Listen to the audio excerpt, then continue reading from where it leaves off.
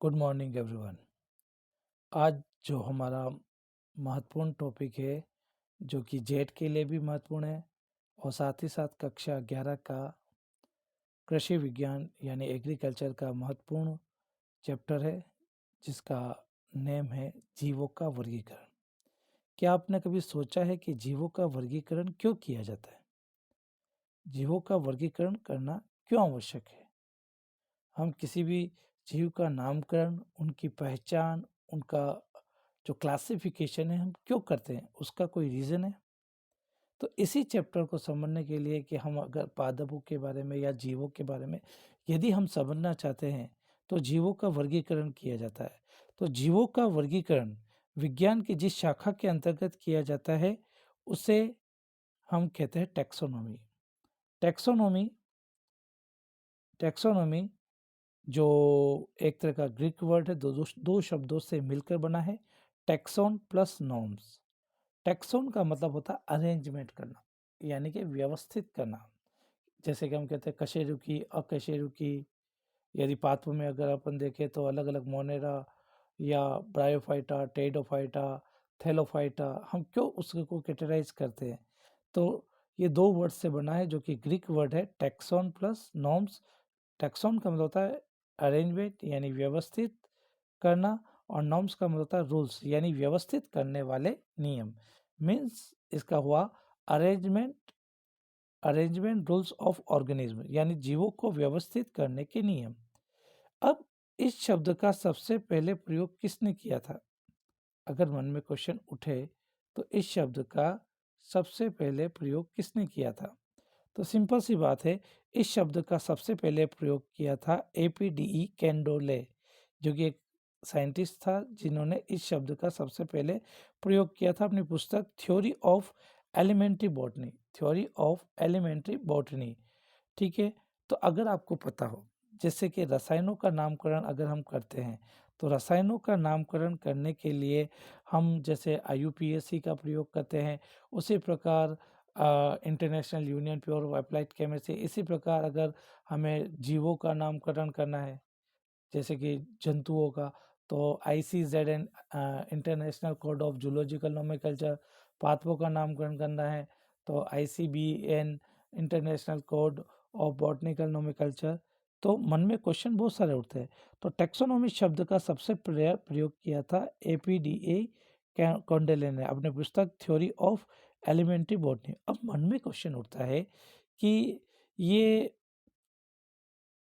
Taxonomy यानी कि वर्गीकी के जो जनक है, ये आपने सोचा होगा तो कैरोलस लीनियस है।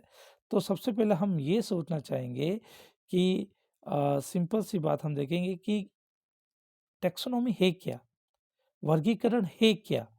तो इसके अंतर्गत यानी जीव विज्ञान की वह शाखा जिसमें नामकरण, पहचान, जीवों की पहचान, नामकरण तथा वर्गीकरण से संबंधित नियमों का अध्ययन किया जाता है, उसे हम वर्गीकी कहते हैं। यानी जीव विज्ञान की वह शाखा जिसके अंतर्गत जीवों की पहचान, नामकरण तथा वर्गीकरण से संबंधित नियमों का अध्ययन किया जाए। तो याद रखना बेटा, जीव विज्ञान की वह शाखा जिसके अंतर्गत पहचान, नामकरण तथा वर्गीकरण से संबंधित नियमों का अध्ययन किया जाए उसे वर्गीकी कहते हैं। अब वर्गीकी के स्टेप क्या है यानी चरण क्या क्या है? मन में तो बहुत सारे क्वेश्चन थे। मैंने अभी कहा कि कैरोलस लीनियस जो वर्गीकरण के जनक है या वर्गीकी के जनक है। तो वर्गीकी के चरण है, 3 है। पहला पहचान जिसे हम आइडेंटिफिकेशन कहते हैं, दूसरा नामकरण जिसे हम नोमेनक्लेचर कहते हैं, और तीसरा वर्गीकरण जिसे हम क्लासिफिकेशन कहते हैं। चलिए आगे बढ़े। तो एक सिंपल सी बात अगर हमको समझना है, देखो जीवों का वर्गीकरण करना है तो वर्गीकरण किस आधार पर किए जाते हैं, क्यों किए जाते हैं, और किस जैसे एक सिंपल सी बात है कि यदि हमें अगर तत्वों का आवर्त वर्गीकरण किया जाता था केमिस्ट्री के अंतर्गत, हम उसकी पहचान, उसके गुणधर्म, उसके भौतिक रासायनिक गुणधर्म समझ सके, तो इसी प्रकार जीवों का और पादपों का वर्गीकरण या वर्गीकी या टैक्सोनॉमी जो किया जाता है उसके पहचान, उसके नामकरण और उसके वर्गीकरण के लिए किया जाता है। अब आपको पता है कैरोलस लीनियस कैरोलस लीनियस ने सिस्टमेटिक शब्द दिया। अब सिस्टमैटिक शब्द जो एक सिंपल सी बात है, व्यवस्थित करना जो भी है, सिस्टेमा नेचुरी नामक एक बुक्स थी। सिस्टेमा नेचुरी नामक बुक के अंतर्गत जीवों को नियमित व्यवस्था यानी कि सिस्टेमा, जीवों की नियमित व्यवस्था यानी कि जीवों को व्यवस्थित रूप से रखना, ठीक है? तो टैक्सोनॉमी के जनक है वो है कैरोलस लीनियस।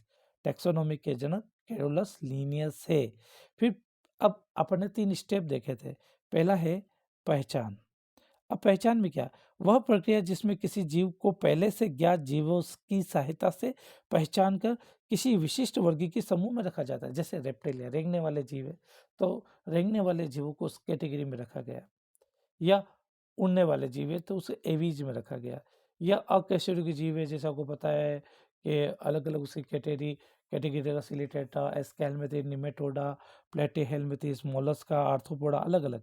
तो वह प्रक्रिया जिसमें किसी जीव को पहले से ज्ञात जीवों की सहायता से उनको अपन पहचान कर उनके विशिष्ट वर्गीय समूह में रखते हैं। उनके एक समूह में उनको अपन पहले रखते हैं। तो फर्स्ट हुई आइडेंटिफिकेशन, उसके बाद हुआ नामकरण। नामकरण नए खोजे गए जीव का नामकरण को अंतर्राष्ट्रीय नियमों के अनुसार नाम देना। जैसे मैंने अभी कहा, अगर पादप हुआ तो ICBN होगा।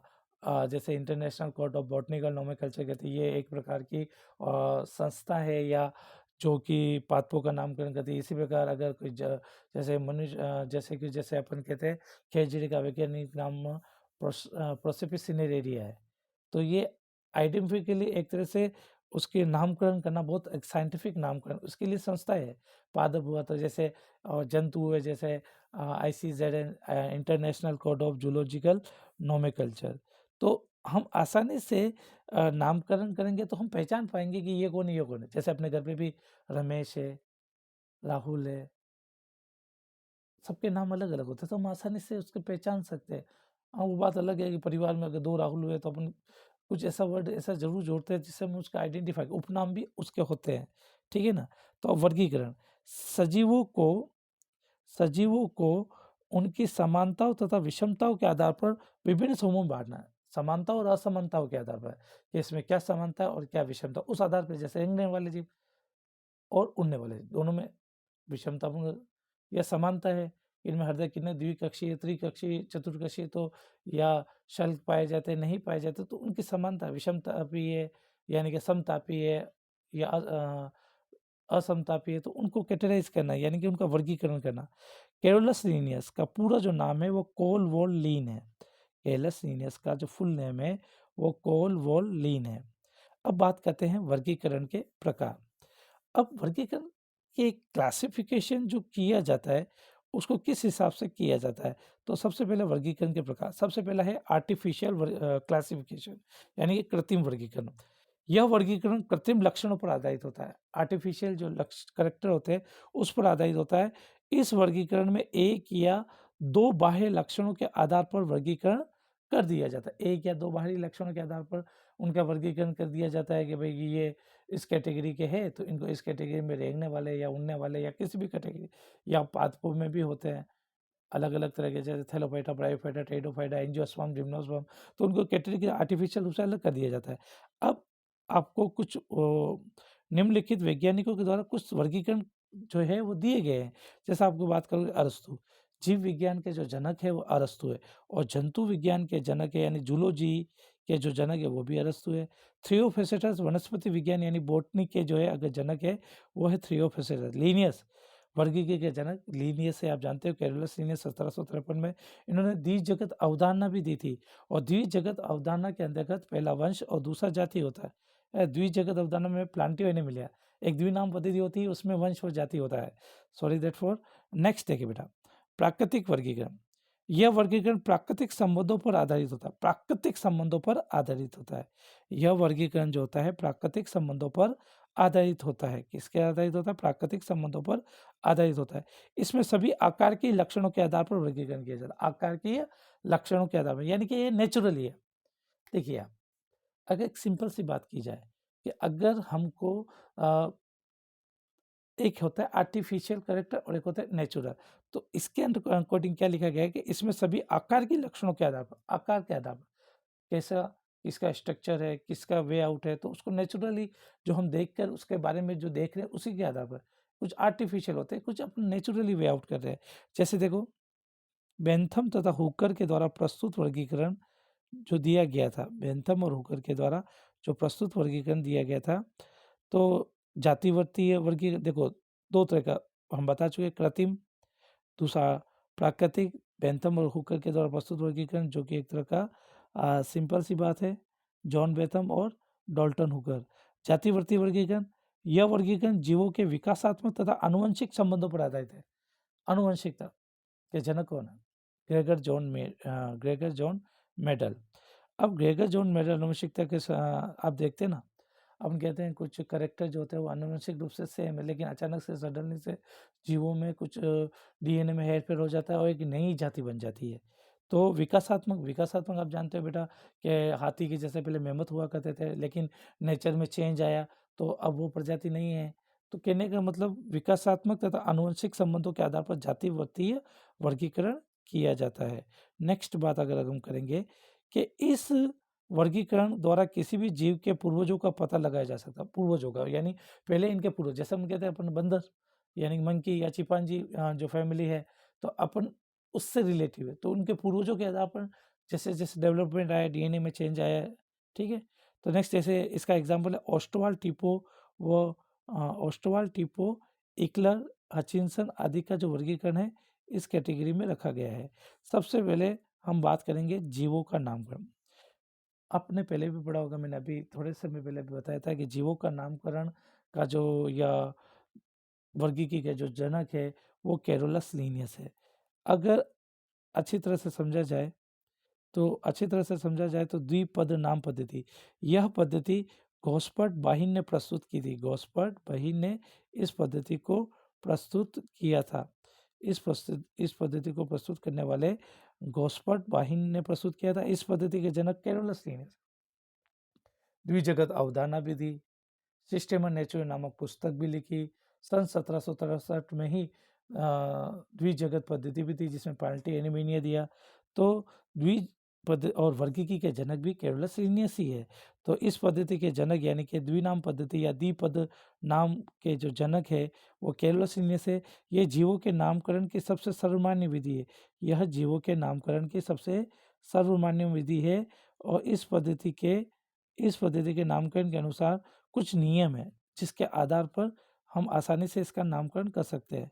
प्रत्येक वैज्ञानिक नाम के दो पद होंगे, पहला पद वंश होगा और दूसरा पद जाति होगा। जैसे फॉर एग्जांपल मेजिफेरा इंडिका जो कि आम का वैज्ञानिक नाम है, इसमें मेजिफेरा जो है पहला जो पद है वो वंश है और इंडिका है वो जाति। इसी प्रकार होमोसेपियन है मनुष्य का वैज्ञानिक नाम, इसमें होमो वंश है और सेपियन जाति है। जैसे कोबरा का नाम नाजा नाजा है, तो नाजा वंश है और नाजा ही उसकी जाति है। तो इसी प्रकार से वंश और जाति दो पद इसमें होते हैं। जीवों का नामकरण हमेशा लैटिन भाषा में लिखा जाता है या लैटिन या ग्रीक भाषा में लिखा जाता है। जीवों का जो नामकरण किया जाता है दो भाषा का सबसे ज़्यादा, यानी आप जानते हो यूरोपियन के जो देश है उनका बड़ा योगदान रहा, इसलिए जो भी अगर इनका नामकरण किया जाता है तो लैटिन और ग्रीक भाषा में ही किया जाता है। नेक्स्ट अगर बात देखी जाए टाइपिंग करने पर, देखो कुछ बातें और है। टाइपिंग करने पर इटालिका यानी इटली जो वर्ड है इटालिका लिखे जाते हैं, यानी इटली के वर्ड के रूप में लिखे जाते हैं जो कि तिरछे लिखे जाते हैं। ठीक है, जैसे आप देख रहे हैं जैसे उदाहरण मेजिफेरा इंडिका तो तिरछा लिखा जाता है इटली के अकॉर्डिंग, यानी कि इटालियन भाषा के अकॉर्डिंग इसको तिरछा लिखा जाता है। अब वंश का प्रथम अक्षर बड़ा यानी कैपिटल लिया जाता है, प्रथम अक्षर बड़ा लिया जाता है, जबकि जाति का प्रथम अक्षर जो होता है वो स्मॉल लेटर का लिया जाता है। जैसे मेजिफेरा है तो एम जो है वो कैपिटल का लिया जाएगा और इंडिका में जो आई है जो बिगनिंग हो रही है वो स्मॉल लेटर लिया जाता है बेटा। नेक्स्ट देखो बेटा, पादपों के नामकरण में वंश तथा जाति दोनों समान नहीं हो सकते। पादपों के नामकरण में वंश और जाति समान नहीं हो सकते। ठीक है, जैसे मेजिफेरा इंडिका, तो इसमें मेजिफेरा वंश है और इंडिका क्या जाति है। परंतु जंतु के वैज्ञानिक नाम में वंश और जाति समान हो सकते हैं, मैंने भी बताया था। जैसे पादपों में नहीं होता है लेकिन जंतु में हो सकता है। जंतु में जैसे मैंने कोबरा का नाम बताया था, नाजा नाजा। ठीक है, नेक्स्ट देखिए बेटा, जाति के नाम के बाद उस वैज्ञानिक का नाम संक्षिप्त के रूप में लिखा भी जाता है, यानी जिस वैज्ञानिक ने उसकी डिस्कवरी की उसका नाम भी संक्षिप्त में लिखा जाता है जब उसका नाम लिखा जाता है। जैसे मेजिफेरा इंडिका लिन, तो यहाँ पे लिन का अर्थ कैरोलस लीनियस है, क्योंकि मेजिफेरा इंडिका का जो नामकरण है वो कैरोलस लीनियस ने यानी दिया था इसका नामकरण, तो इसीलिए मेजिफेरा इंडिका में के बाद लिन लिखा है, यानी कैरोलस लीनियस के ने इसके बारे में दिया था, तो ये शॉर्ट फॉर्म में इसके बारे में बता रखा है। अब अगर बात करें प्रत्येक वंश के अकॉर्डिंग बात की जाए, तो वंशीय नाम होते हैं, जाति नाम होते हैं, और उपजाति किस्में भी कभी कभी हो सकती है। नेक्स्ट देखो बेटा, उपजाति कैसे, जैसे वंश, जैसे ब्रेसिका, ओलेरेशिया, तो ब्रेसिका तो वंश है, ओलेरेशिया जाति है, और ब्रोटा इटिस जो है इसकी उपजाति है, यानी इसकी किस्म है। तो फूल गोभी का ये वैज्ञानिक नाम है ब्रेसिका ओलेरेशिया ब्रोटा इटिस, जिसमें ब्रेसिका जो है वंश है और जाति है इसकी ओलेरेशिया, और इसकी किस्म है या उपजाति है वो है ब्रोटा इटिस। फूल गोभी इसका मतलब नाम है, इसका बताया मैंने आपको। इसी प्रकार ब्रेसिका ओलेरेशिया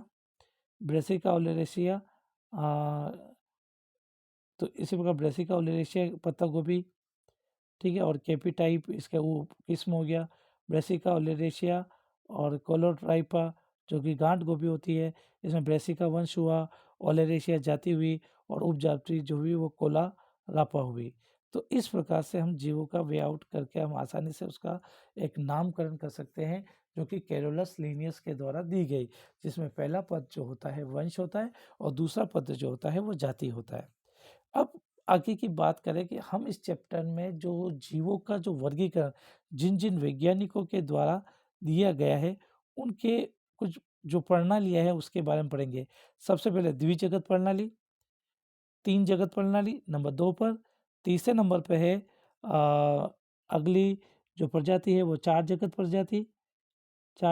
प्रजाति, यानी पहला द्विजगत, दूसरी तीन जगत, तीसरी चार जगत, चौथी पंच जगत, पांचवी छह जगत, और लास्ट है तीन डोमेन प्रणाली।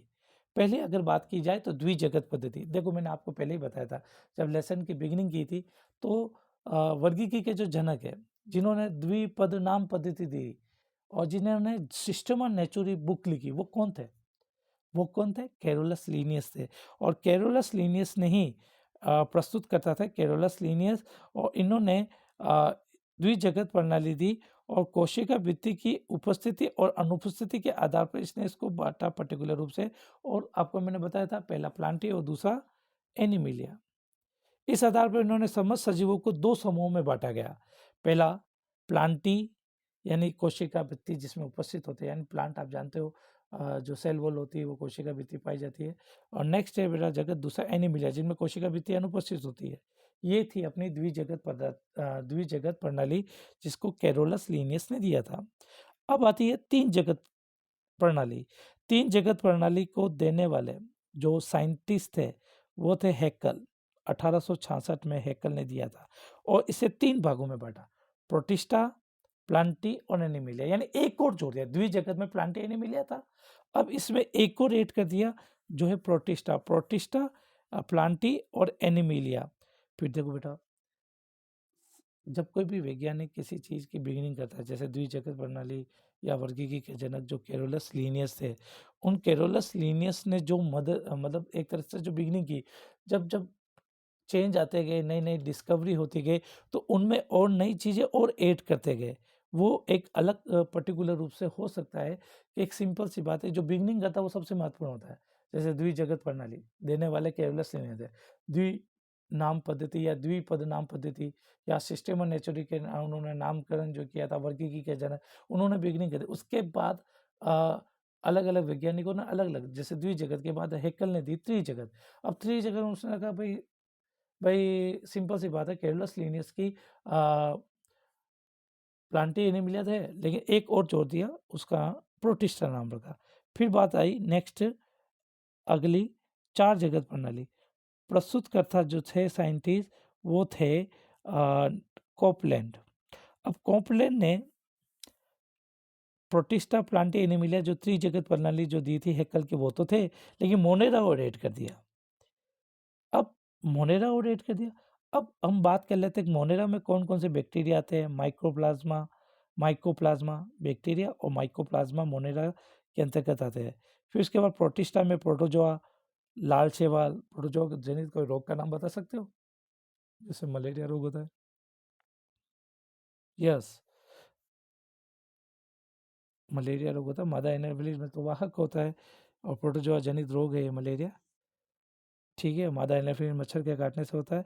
लाल शैवाल, भूरे शैवाल, कवक, ये जो है यूकैरियोटिक कैटेगरी के जीव है। प्रोकैरियोटिक जानते हो? प्रोकैरियोटिक जिसमें केंद्रक झिल्ली जो होती है वो अनुपस्थित होती है, प्रारंभिक कोशिका है। और यूकैरियोट जिसमें केंद्रक झिल्ली उपस्थित होती है। अब बात आती है प्लांटी तथा प्रकाश संश्लेषी हरे पौधे जो पेड़ पौधों को प्रकाश संश्लेषण के द्वारा अपना भोजन बना सकते हैं। Bryophyta, pteridophyta, thallophyta, gymnosperm, angiosperm, animalia जिसे मेटाजोआ भी कहते हैं, बहुकोशिकीय जीवों को रखा गया है। इसमें भ्रूणीय अवस्था के दौरान ब्लास्टुला और गेस्टुला अवस्थाएं पाई जाती है। भ्रूणीय अवस्था के दौरान ब्लास्टुला और गेस्टुला अवस्था जो है इसमें पाई जाती है। अब आई बेटा सबसे सर्वमान्य पद्धति पंच जगत अवधारणा। पंच जगत अवधारणा को देने वाले जो साइंटिस्ट थे वो आर.एच. व्हिटेकर थे। अब आर.एच. व्हिटेकर ने देखो वो 4 चीजें जो आपने मोनेरा पढ़ी, प्रोटिस्टा, प्लांटी, एनिमलिया, एक और जोड़ दिया इसमें, कवक और जोड़ दिया, फंजाई और जोड़ दिया। तो देखो बेटा मोनेरा आर.एच. सबसे पहले तो वर्गीकरण की सबसे सामान्य पद्धति है और आर.एच. व्हिटेकर द्वारा 1969 में दी गई है। Monera RH. व्हिटेकर ने कोशिका को 2 पर्टिकुलर रूप से अलग-अलग व्यय में बांटा। प्रोटिस्टा, फंजाई, कवक। फंजाई में सारे कवक आते हैं। तो उन्होंने प्लांटी, फिर एनिमिलिया, उन सबको अलग-अलग व्यय में बांटा। आर.एच. व्हिटेकर ने आर.एच. आर.एच. व्हिटेकर ने कोशिका की संरचना, शरीर संगठन, पोषक जनन विधि तथा उस आधार पर उन्होंने मानक माना और उस आधार पर उनका वर्गीकरण किया। सबसे पहले मोनेरा। मुख्य सदस्य इसमें जीवाणु, साइनोबैक्टीरिया साइनोबैक्टीरिया, फाइटोप्लाज्मा, मासिलियस, ये जो भी है, माइसिटीज, तो एक्टिनोमाइसिटीज। कोशिका का प्रकार प्रोकैरियोटिक होते हैं, ठीक है, जिनमें केंद्र के लिए अल्प विकसित या केंद्र के लिए विकसित नहीं होती है। कोशिका भित्ति उपस्थित होते हैं और किसमें उपस्थित होती है, किसमें अनुपस्थित भी होती है। देखिए केंद्रक झिल्ली इनमें अनुपस्थित होती है। शरीर संगठन कोशिकीय प्रकार का होता है। स्वपोषी भी होते हैं, प्रकाश संश्लेषी होते हैं और रसायन संश्लेषी भी होते हैं। कभी कभी ये विषमपोषी भी हो सकते हैं, परजीवी भी हो सकते हैं, मृतजीवी भी हो सकते हैं। जनन की विधि संयुग्मन है। तो कुल मिलाकर ये मोनिरा के कुछ विशेषता बताई, क्योंकि एक साथ ही इन सबका हम एनालिसिस कर लेते हैं। प्रोटिस्टा। प्रोटिस्टा मुख्य सदस्य प्रोटोजोआ जैसे अमीबा, यूक्लिना, पैरामीशियम, वाटर मोल्ड, ये जो जितने भी है, या स्लाइम मोल्ड, ये सभी इसी कैटेगरी के अंतर्गत आते हैं। इनका जो कोशिका का जो प्रकार है वो यूकेरियोटिक है। कोशिका भित्ति कुछ में उपस्थित होती है, केंद्रक झिल्ली भी उपस्थित होती है। शरीर का संगठन कोशिकीय प्रकार का होता है और पोषण में स्वपोषी हो सकता है, प्रकाश संश्लेषी होता है और कभी कभी ये विषम पोषी के रूप में, परजीवी के रूप में भी मिल सकते हैं। उदाहरण के इनमें जो जनन होता है, रिप्रोडक्शन, जनन किसे कहते हैं?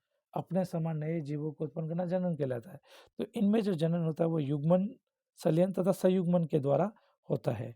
नेक्स्ट देखो बेटा फंजाई। फंजाई का मतलब होता है फफूंद, कवक। इसके सदस्य कवक है। कोशिका का प्रकार यूकेरियोटिक होता है, जिनमें केंद्रक झिल्ली पाई जाती है। कोशिकीय भित्ति इनमें उपस्थित होती है और कुछ में कोशिका भित्ति जो होती है वो काइटिन से बनी होती है और कुछ में सेलुलोज की बनी होती है। कोशिका झिल्ली इनमें उपस्थित होती है। शरीर का संगठन जो होता है वो पाया जाता है एक पर्टिकुलर रूप से। पोषण विषमपोषी, परजीवी, मृतजीवी, सहजीवी, ये इस प्रकार का होता है। जनन निषेचन में पाया जाता है। निषेचन किसे कहते हैं? अंडाणु या पर्टिकुलर रूप से नर युग्मक और मादा युग्मक, या अंडाणु शुक्राणु का आपस में मिलना, या नर युग्मक और अंड युग्मक का आपस में मिलना। लैंगिक जनन किसे कहते हैं? ऐसा जनन जिसमें नर और मादा के लिए विशेष जननांग पाया जाता है। ऐसा जनन जिसमें नर और मादा के लिए विशेष जननांग पाए जाते हैं उसे लैंगिक जनन कहते हैं। उदाहरण के लिए मनुष्य, जीव जंतु आदि, ठीक है। और अलैंगिक जनन ऐसा जनन जिसमें नर और मादा के विशेष जननांग नहीं पाए जाते हैं, ठीक है। इनमें वन पेरेंट यानी सिंगल पेरेंट, और ठीक है।